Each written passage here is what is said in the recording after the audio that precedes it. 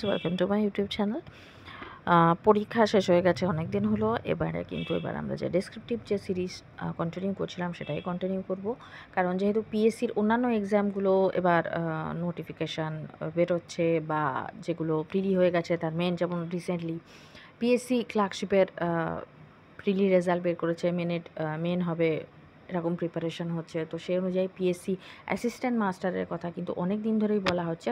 আশা করা যাচ্ছে হয়তো যেহেতু সামনে নির্বাচন আছে তার আগে কোনো রকমভাবে পরীক্ষা নেওয়া হতে পারে। তাহলে সেই হিসেবে কিন্তু আমরা সেই কথাকে মাথায় রেখেই যেরকম সিলেবাস ভিত্তিক ডেসক্রিপটিভ ক্লাস কন্টিনিউ করছিলাম সেগুলোই করব। আজকে আমরা যেটা মডার্ন ইউরোপিয়ান হিস্ট্রি বা ওয়ার্ল্ড হিস্ট্রিতে যে টপিকটা করব সেটা হচ্ছে লুই নেপোলিয়ান সম্পর্কে। এই লুই নেপোলিয়ানের এই যে টপিকটা, এটা কিন্তু আমরা দুটো ভাগে করব। আজকে যেটা আমরা করব, কারণ লুই নেপোলিয়ান যে সময়ে ফ্রান্সে রাজত্ব করছিলেন সেই সময়টা শুধু ফ্রান্স নয়, ইউরোপের ইতিহাসের জন্য কিন্তু খুব গুরুত্বপূর্ণ। তো আজকের ক্লাসে আমরা লুই নেপোলিয়ানের ব্যক্তিগত জীবন, তার সম্রাট পদে আসা, ফিরে আসা এবং তার পথ অর্থাৎ তার উত্থান পতন এগুলো দেখব। এবং নেক্সট ক্লাসে আমরা যেটা দেখব সেটা হচ্ছে তিনি অভ্যন্তরীণ ক্ষেত্রে এবং বৈদেশিক ক্ষেত্রে কী কী নীতি নিয়েছিলেন এবং তার ফলাফল তার জীবনে এবং ফ্রান্সের ওপরে বা তৎকালীন ইউরোপের ওপরে কী পড়েছিল সেটা আমরা দেখব। তো ভিডিও স্টার্ট করার আগে বলি, যারা চ্যানেলে ফার্স্ট টাইম ভিজিট করছো তারা কিন্তু অবশ্যই চ্যানেলকে সাবস্ক্রাইব করো, আর সাবস্ক্রাইব বাটনের পাশে থাকা যে বেল আইকন রয়েছে সেখানে অলে ক্লিক করো। তাহলে যখনই আমি কোনো নতুন ভিডিও তোমাদের জন্য আপলোড করব তার নোটিফিকেশান তোমাদের কাছে পৌঁছে যাবে। তো চলো আজকে ভিডিও স্টার্ট করা যাক। লুই নেপোলিয়ান ছিলেন যিনি পরবর্তীকালে তৃতীয় নেপোলিয়ান নামে কিন্তু বেশি পরিচিতি লাভ করেছিলেন। তিনি ছিলেন ফ্রান্সের একজন অত্যন্ত গুরুত্বপূর্ণ রাজনৈতিক ব্যক্তিত্ব এবং তিনি নেপোলিয়ান বোনাপার্টের সম্পর্কে ভাইপো ছিলেন। তো এই হলো তার একটা বেসিক জিনিস। কিন্তু এছাড়াও কিছু জিনিস আছে। তিনি প্যারিসে জন্মগ্রহণ করেছিলেন। তার পিতা তিনি ছিলেন হল্যান্ডের রাজা। তো সেই হিসেবে তিনি বংশগত হিসেবেই কিন্তু রাজপরিবারের অংশীদার ছিলেন, এবং সেই কারণে কিন্তু পরবর্তী তার যে কার্যকলাপে সেগুলোর প্রভাব দেখা গিয়েছিল, সেগুলো আমরা এক এক করে তার জীবনাবলী বা জীবনের ঘটনাগুলির মাধ্যমে আমরা দেখব। তার রাজনৈতিক জীবনের শুরু হয়েছিল তরুণ বয়সেই। যেহেতু তিনি নেপোলিয়ান বোনাপার্টের ভাইপো ছিলেন, তো সেই জন্য ফ্রান্সে পুনরায় বোনাপার্ট রাজবংশ যাতে পুনঃপ্রতিষ্ঠা হয় তার সবসময় চেষ্টা করতেন। এই জন্য তিনি 1836 এবং 1840 সালে দুবার বিদ্রোহের চেষ্টাও করেছিলেন, কিন্তু সেক্ষেত্রে তিনি ব্যর্থ হন এবং ব্যর্থ হয়ে তিনি কারাগারে বন্দিও হন। এরপর 1846 খ্রিস্টাব্দে সেই কারাগার থেকে পালিয়ে তিনি ইংল্যান্ডে আশ্রয় নিতে বাধ্য হন। এরপরে 1848 খ্রিস্টাব্দে রাষ্ট্রপতি হিসেবে তার উত্থান ঘটে। এই রাষ্ট্রপতি হিসেবে তার কিভাবে উত্থান ঘটে সেটা কিন্তু এবার আমরা দেখব, কারণ এটা খুব গুরুত্বপূর্ণ এবং এটাই কিন্তু আমরা একটু ডিটেলস আলোচনা করব। 1848 খ্রিস্টাব্দে যখন ফ্রান্সে ফেব্রুয়ারি বিপ্লব হয়েছিল, জুলাই রাজতন্ত্রের পতন ঘটিয়ে, তখন কি হয়েছিল, ফ্রান্সের দ্বিতীয় প্রজাতন্ত্র প্রতিষ্ঠা হয়েছিল। এর আগে আমরা জুলাই বিপ্লব, ফেব্রুয়ারি বিপ্লব সবই পড়েছি। যারা সেই ক্লাসগুলো করতে চাও তারা প্লেলিস্ট থেকে করে নিতে পারো বা ক্লাসগুলো দেখতে পারো। রাজা লুই ফিলিপ পদত্যাগ করার সঙ্গে সঙ্গে নরমপন্থী, চরমপন্থী, প্রজাতন্ত্রী ও আইনসভার অস্থায়ী যারা প্রজাতন্ত্রী ছিল তারা একটা অস্থায়ী সরকার গঠনের কথা ঘোষণা করেছিল। প্রধানত নরমপন্থী প্রজাতন্ত্রী ডুপো এই সরকারের প্রধান হিসেবে নিযুক্ত হন। তার পররাষ্ট্রমন্ত্রী ছিলেন কবি লা মার্টিন লেদ্রু রলি। সমাজতন্ত্রী লুই ব্লাঁ এবং শ্রমিক নেতা অ্যালবার্ট এই সরকারের কিন্তু সদস্য ছিলেন। কিছু সময়ের মধ্যে প্রজাতন্ত্রী ও সমাজতন্ত্রীদের মধ্যে তীব্র মতবিরোধ ঘটে, যার ফলে প্রজাতন্ত্রী দলের নেতা লা মার্টিন ঘোষণা করেন যে 1848-এর বিপ্লবের যেটা মূল লক্ষ্য ছিল প্রাপ্তবয়স্কের ভোটাধিকারের ভিত্তিতে প্রজাতান্ত্রিক সরকার প্রতিষ্ঠা করা, সেটা তিনি ঘোষণা করেছিলেন। অন্যদিকে বা লুই ব্লাং বা তারপর সমাজতন্ত্রী প্রজাতন্ত্রীরা কী ছিলেন, তারা নিয়মতান্ত্রিক যে রাজতন্ত্র সেই ধারণাটাকে পুরোপুরি খারিজ করে দিয়েছিলেন। এর ফলে কী হয়, 1848-এর এপ্রিল মাসে সর্বজনীন ভিত্তিতে সংবিধান সভার নির্বাচন সম্পন্ন হয়। 900 জন সদস্য বিশিষ্ট এই সংবিধান সভার মধ্যপন্থী বুর্জোয়া শ্রেণীর সংখ্যাগরিষ্ঠতা লাভ করে। সমাজতন্ত্রীরা নির্বাচনে আশানুরূপ যেহেতু ফল লাভ করতে পারেনি, ফলে তাদের একটা ধারণা জন্মায় যে প্যারিস শহরে মধ্যেই যেহেতু তাদের সমস্ত কিছু ধ্যান ধারণা সীমাবদ্ধ ছিল, তারা আস্তে আস্তে কিন্তু পিছোতে থাকে এবং নবনির্বাচিত সংবিধান সভার প্রথম যেটা অধিবেশন বসেছিল সেটা ছিল 1848 খ্রিস্টাব্দের মে মাসে। অস্থায়ী সরকার এই সবার কাছে ক্ষমতা হস্তান্তর করতে থাকে এবং দেশের শাসনভার পরিচালনার জন্য সংবিধান সভা 5 জন সদস্য বিশিষ্ট একটি কার্যনির্বাহী পরিষদ গঠন করে। আর এরপরে 1848-এর ডিসেম্বর মাসে ফ্রান্সে প্রেসিডেন্ট পদে নির্বাচন শুরু হয়।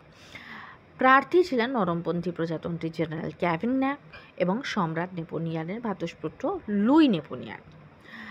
লুই নেপোলিয়ন জেনারেলকে বিপুল ভোটে পরাস্ত করে ফ্রান্সের প্রেসিডেন্ট নির্বাচিত হন। এর পেছনে একটা কারণ ছিল, সেটা হচ্ছে তিনি সাধারণ মানুষের কাছে খুবই জনপ্রিয় ছিলেন। লুই নেপোলিয়ন প্রজাতন্ত্রের আদর্শের প্রতি অনুগত ছিলেন না। তার লক্ষ্য ছিল তার কাকার মতো একনায়কতন্ত্র স্থাপন করা। এই উদ্দেশ্যে তিনি কিন্তু প্রথম সংবিধান সংশোধন করে 10 বছরের জন্য রাষ্ট্রপতি হন, যে ঘটনাগুলো এবার আমরা আস্তে আস্তে আসছি। রাষ্ট্রপতি হিসেবে উত্থান্ত হলো। এরপরে রাষ্ট্রপতি থেকে সম্রাট হিসেবে তিনি কিভাবে, মানে সেই যে জার্নিটা, সেটা এবার আমরা দেখব। প্রথমেই তিনি কি করলেন, সংবিধানকে যেহেতু তিনি মানে দেখানোর জন্য প্রজাতন্ত্রে বিশ্বাসী হলেও, অর্থাৎ প্রজাতন্ত্রের দ্বারা তিনি ক্ষমতায় এসেছিলেন, কিন্তু তার উদ্দেশ্য ছিল একনায়কতন্ত্র প্রতিষ্ঠা করা। সেই জন্যই তিনি প্রথমে কি করলেন, যে সংবিধানকে চেঞ্জ করলেন, করে 10 বছরের জন্য নিজেকে রাষ্ট্রপতি হিসেবে ঘোষণা করলেন। এই সংশোধনীতে তিনি গণভোট দ্বারা জনসাধারণের অনুমোদন নেন। এক্ষেত্রে তিনি নির্বাচনটা জনসাধারণের উপর ছেড়ে দেন, কারণ কি, তিনি আগেই বললাম তিনি জনসাধারণের কাছে কিন্তু খুবই পপুলার ছিলেন। এই সংশোধনীতে পরে তিনি প্রজাতন্ত্র ধ্বংস করে নিজেকে দ্বিতীয় সম্রাট হিসেবে ঘোষণা করেন, যেটা ছিল 1852 খ্রিস্টাব্দের 2রা ডিসেম্বর। সেখানে তিনি নিজেকে শুধু সম্রাট হিসেবেই ঘোষণা করেননি, তিনি নিজেকে তৃতীয় নেপোলিয়ন হিসেবেও ঘোষণা করেন। তিনি তার সম্রাটতন্ত্রের সমর্থনে পুনরায় 24শে ডিসেম্বর গণভোট করেন। যদিও প্যারিসের অধিবাসীরা তাতে বিশেষ করে সমর্থন জানায়নি, কিন্তু গ্রামাঞ্চলে প্রায় 7.5 মিলিয়ন ভোট পেয়ে তিনি সম্রাটতন্ত্রকে কায়েম করেছিলেন। সম্রাট হিসেবে ক্ষমতা গ্রহণ করার পরে তিনি নিজেকে তৃতীয় নেপোলিয়ন হিসেবে ঘোষণা করেন, যেটা তো বললাম। ইউরোপে বংশানুক্রমিক রাজারা নেপোলিয়নকে খুব বেশি একটা সহ্য করতে পারত না, যদিও এটা ঐতিহাসিক গ্রেনভিলের অভিমত। 1800 এর আগে যেটা আমরা বললাম, যে তিনি বিভিন্ন যে বিদ্রোহ বলতে তিনি কিরমভাবে বিদ্রোহ করেছেন। 1830 খ্রিস্টাব্দে তিনি কার্বোনারি দলে যোগ দিয়ে বিপ্লবকে সমর্থন জানান। এছাড়া নেপোলিয়ন বোনাপার্টের পুত্র ডিউক অফ রাইখহ্যাস্টের মৃত্যুর পর লুই নেপোলিয়ন বোনাপার্টিস পরিবারের উত্তরাধিকারী মনোনীত। এই যে সফট জায়গাগুলোকে কাজে লাগিয়ে কিন্তু তিনি জনগণের একটা আস্থা ভাজন করেছিলেন। যাই হোক, এরপর এই যে তিনি 1852 খ্রিস্টাব্দে নিজেকে ঘোষণা করলেন এই হিসেবে, সম্রাট হিসেবে, এর দ্বারাই কিন্তু ফ্রান্সে দ্বিতীয় ফরাসি সাম্রাজ্যের প্রতিষ্ঠা হয়েছিল। এই দ্বিতীয় ফরাসি সাম্রাজ্যের যে হয়েছিল, এরপরে তিনি কি করেছিলেন, এক্ষেত্রেও তিনি শুধু যে একনায়কতন্ত্র প্রতিষ্ঠা করতে চেয়েছিলেন তা নয়, তবে এক্ষেত্রে তিনি কিছু কিছু গণতান্ত্রিক নিয়েছিলেন, ব্যবস্থাও নিয়েছিলেন। যেমন ঊর্ধ্বতর যে পরিষদ ছিল, অর্থাৎ কাউন্সিল অফ স্টেট, সেটা গ্রহণ করা হয়েছিল। সকল প্রাপ্তবয়স্কদের ভোটের চেম্বার গঠনের ব্যবস্থা করেছিলেন, ইত্যাদি কাজ তিনি করেছিলেন। তবে এক্ষেত্রে তিনি কিছু ক্রূরতারও পরিচয় দেন, যেমন সমাজতন্ত্রীয় দক্ষিণপন্থী যারা নেতা ছিলেন তাদের তিনি সমূলে উৎপাটিত করার চেষ্টা করেন। চরম দমন নীতি দ্বারা নেপোলিয়ন এই যে তাদের যে, অর্থাৎ তার বিরোধী যে অভ্যুত্থান, সেগুলোকে তিনি দমন করতে চান, এবং এক্ষেত্রে তিনি বহু মানুষকে নির্বাসনে পাঠান। এবং এক্ষেত্রে একটা খুব তার ক্রূরতার পরিচয় পাওয়া যায়, বা ঘটনা যেটাকে ম্যাসাকার অফ বুলিয়ার্স বা উদ্যানপথ হত্যাকাণ্ড বলা হয়, এই দমন নীতি কিন্তু সেখানে তিনি তার ক্রূরতার পরিচয় দিয়েছিলেন। তার শাসনকালে গুরুত্বপূর্ণ ব্যবস্থা কী ছিল, তিনি, এটা তো গেল তার ক্রূরতার দিক, তার ভালো দিক কী ছিল, তিনি 1852 থেকে 1870 খ্রিস্টাব্দ পর্যন্ত ফ্রান্সের শাসন করেছিলেন। সেক্ষেত্রে তার আমলে তিনি ফ্রান্সের শিল্প, রেলপথ, ব্যাংক ব্যবস্থা এবং প্যারিস শহরের আধুনিক রূপান্তর ঘটান। অর্থাৎ ফ্রান্স তার অভ্যন্তরীণ নীতিগুলো কিন্তু ফ্রান্সের উন্নতির জন্য হয়েছিল, যেগুলো আমরা পরবর্তীকালে অর্থাৎ নেক্সট ক্লাসে দেখব। আবার তার বিদেশ নীতিতে ইউরোপ ও আফ্রিকায় ফ্রান্সের প্রভাব বৃদ্ধিরও চেষ্টা করেন। অর্থাৎ তার অভ্যন্তরীণ এবং বৈদেশিক নীতিগুলি কিন্তু কিছু কিছু ক্ষেত্রে ফ্রান্সের জন্য ভালো হয়েছিল, কিছু কিছু ক্ষেত্রে ফ্রান্সের জন্য ক্ষতিকারক হয়েছিল। সেগুলোর প্রভাব কী পড়েছিল সেগুলো আমরা নেক্সট ক্লাসে দেখব। শেষ পর্যন্ত তার পরিণতি কী হয়েছিল, 1870 খ্রিস্টাব্দে প্রাশিয়ার যুদ্ধে তিনি পরাজিত হন এবং সেখানে তিনি বন্দী হন। এর পরে তার সাথে সাথে অর্থাৎ তিনি যেহেতু প্রজাতন্ত্র থেকে একনায়কতন্ত্রে সব কিছু কনভার্ট করেছিলেন, তাহলে তার পতনের সঙ্গে সঙ্গেই কিন্তু এই একনায়কতন্ত্রেরও পতন ঘটে এবং ফ্রান্সে পুনরায় অর্থাৎ ফ্রান্সে তৃতীয় প্রজাতন্ত্র প্রতিষ্ঠা হয়। ফ্রান্সে প্রথম প্রজাতন্ত্র হয়েছিল কবে, আমরা দেখেছি যে ফরাসি বিপ্লবের পরে। দ্বিতীয় প্রজাতন্ত্র কবে হয়েছিল সেটা দেখেছিলাম আমরা জুলাই রাজতন্ত্রের পতন ঘটিয়ে ফেব্রুয়ারি বিপ্লবের পরে।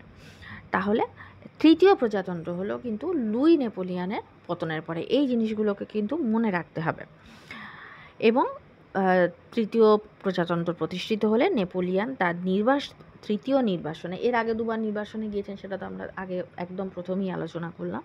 এটা তার থার্ড এবং লাস্ট যেটা নির্বাসন, সেখানে তিনি মানে আজীবন যে কদিন বেঁচেছিলেন তিনি ইংল্যান্ডেই বসবাস করেন এবং 1873 সালে তার মৃত্যু হয়। এই ছিল লুই নেপোলিয়নের উত্থান এবং পতন। তো লুই নেপোলিয়নের পরে এরপরে তার যেটা সবথেকে ইম্পর্টেন্ট, তার নীতিগুলো, বৈদেশিক নীতি আর অভ্যন্তরীণ নীতি, সেটা আমরা নেক্সট ক্লাসে করব। তো আজকের ভিডিও এই পর্যন্তই। যদি ভিডিও ভালো লেগে থাকে তাহলে অবশ্যই ভিডিওকে একটা লাইক করো। যারা চ্যানেলে নতুন, চ্যানেলকে সাবস্ক্রাইব করো, আর সাবস্ক্রাইব বাটনের পাশে থাকা যে বেল আইকন রয়েছে সেখানে অলে ক্লিক করো। তাহলে যখনই আমি কোনো নতুন ভিডিও তোমাদের জন্য আপলোড করব তার নোটিফিকেশান তোমাদের কাছে পৌঁছে যাবে।